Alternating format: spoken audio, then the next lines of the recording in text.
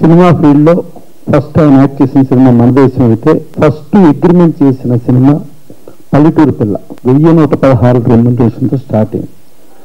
First హీరోగా release అయిన cinema షావుకారు, మన దేశం, షావుకారు, పల్లెటూరు పిల్ల, అక్కడి నుంచి మాయారంభ తర్వాత సంసారం అయిపోయిన తర్వాత పాతాళ భైరవి. మాయారంభ కూడా తెలుగు తమిళ్ 2 లాంగ్వేజ్లో రిలీజ్ అయింది. పాతాళ భైరవి తెలుగు తమిళకు వచ్చి విజయ ప్రొడక్షన్స్ అయితే హిందీ స్ట్రైట్ సినిమా కింద జెమినీ వాళ్ళు చేశారు. అక్కడ బాంబేలో కూడా 175 డేస్ ఆడింది, తమిళనాడులో ఆడింది, తెలుగు ఆడింది. పాన్ ఇండియా స్టార్ అంటే ఆ రోజున NT Rama Rao pan India star. అక్కడి నుంచి స్ట్రైట్ సినిమాల్లో నయా ఆద్మీ సూపర్ హిట్ బాంబేలో. దాని తర్వాత మన భరణి పిక్చర్స్ ఆవిడ భానుమతి రామకృష్ణ గారిది చెండిరాణి. ఇలా 3 సినిమాలు సూపర్ హిట్ అయితే హిందీలో మీరు హిందీకి రండి అని అంటే నా తెలుగు కార్మికులు, నా తెలుగు వాళ్ళు ఏమైపోతారో నేను రాను అని చెప్పి ఆయన బాలీవుడ్ రిజెక్ట్ చేశారు.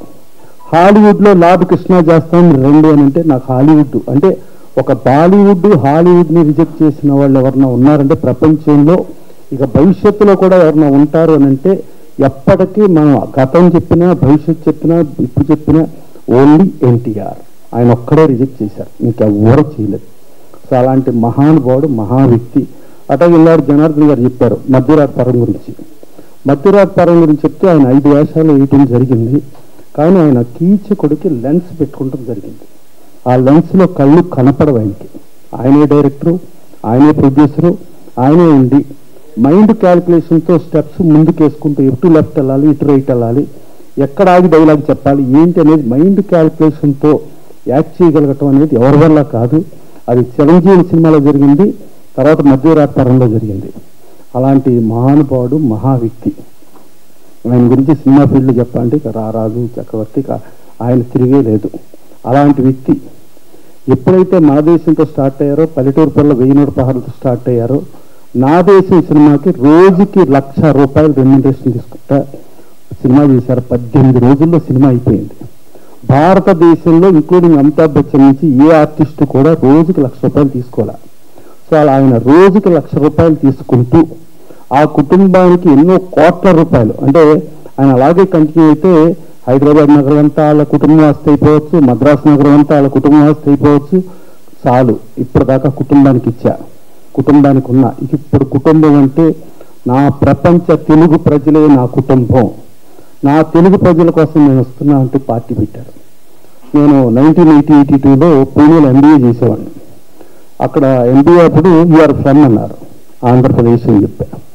వేర్ ఈజ్ ఆంధ్రప్రదేశ్ అన్నారు. ఏం చెప్పాలో తెలియక సౌత్ ఇండియా అని చెప్పా. వేర్ ఈజ్ సౌత్ ఇండియా అని అడిగారు. ఏం చెప్పాలో తెలియక ఇండియా అన్నా. వాడు ఏదో సరే ఇంకేదో పాపం నాలెడ్జ్ తక్కువ అనుకుంటా అని చెప్పి యూ మద్రాసి అన్నాడు. పనులు ఏదో ఇట్లా అన్నాడులే అని చెప్పి యా మద్రాసి అన్నా. అంటే తెలుగువాడి గురించి తెలియని పరిస్థితి, ఆంధ్రప్రదేశ్ గురించి ప్రపంచానికి తెలియని పరిస్థితిలో తెలుగువాడిని గుండె చప్పుడు, తెలుగువాడి ఆత్మగౌరవ నినాదంతో ఆయన 82లో వచ్చి కేవలం 9 నెలల్లోనే ఆయన పవర్లోకి వచ్చి జనవరి 9, 1983 ఆయన ప్రమాణ స్వీకారం చేస్తే అదే పూణే కాదు ప్రపంచం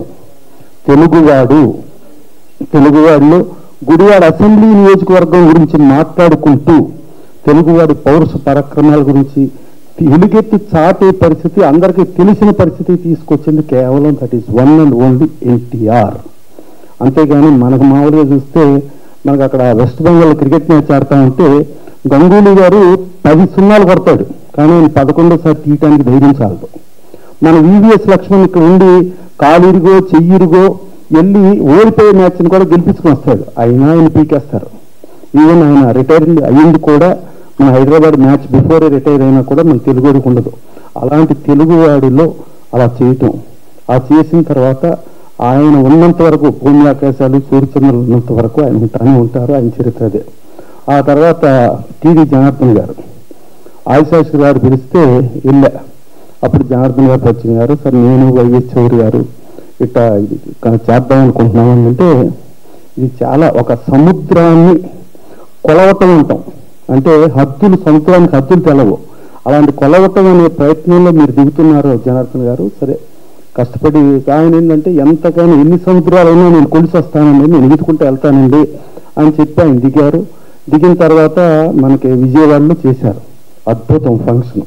ఓ పబ్లిక్ ఫంక్షన్లో రజనీకాంత్ గారు చేస్తే రజనీకాంత్ గారు రామారావు గురించి చెప్తా ఉంటే దానికి మామూలు పిచ్చి బ్యాచ్ ఉంటారు కదా, ఆ బ్యాచ్ ఏదో ట్రై చేశారు. ట్రై చేయడంతో రజనీకాంత్ గారు కూడా ఎక్కడికో వెళ్ళిపోయారు. సరే పాపం ఆ రాష్ట్రం పార్టీ మారిపోయింది, తెలుగుదేశం వచ్చింది. సరే తర్వాత మళ్ళీ జనార్దన్ గారు సెంటినరీ సెలబ్రేషన్స్ హైదరాబాద్లో చేద్దాం అనుకున్నారు. ఎక్కడ చేద్దాం, గచ్చిబౌలిలో పర్మిషన్ ఇచ్చారు. ఇచ్చి పర్మిషన్ క్యాన్సిల్ అన్నారు. తర్వాత లాల్ బహదూర్ స్టేడియం అన్నారు, లేకపోతే ఇంకోటి అన్నారు, రకరకాలుగా చెప్పారు, ఎన్టీఆర్ స్టేడియం అన్నారు.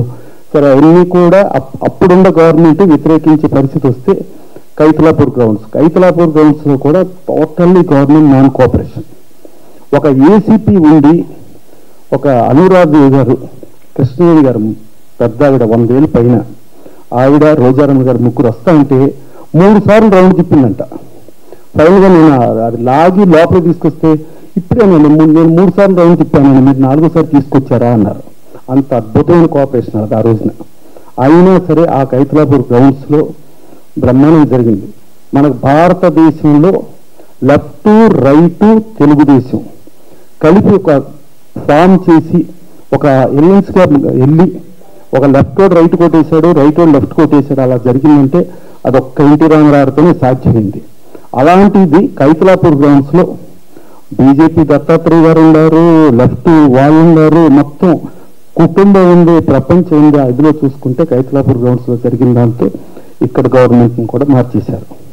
సరే మార్చేసిన తర్వాత అక్కడ గవర్నమెంట్ వచ్చింది. ఇవాళ మన అదృష్టం ఏంటంటే మే 28ని అఫీషియల్ సెలవు దినంగా చేస్తూ ఒక పండుగ దినంగా నారా చంద్రబాబు నాయుడు గారు అనౌన్స్ చేశారు.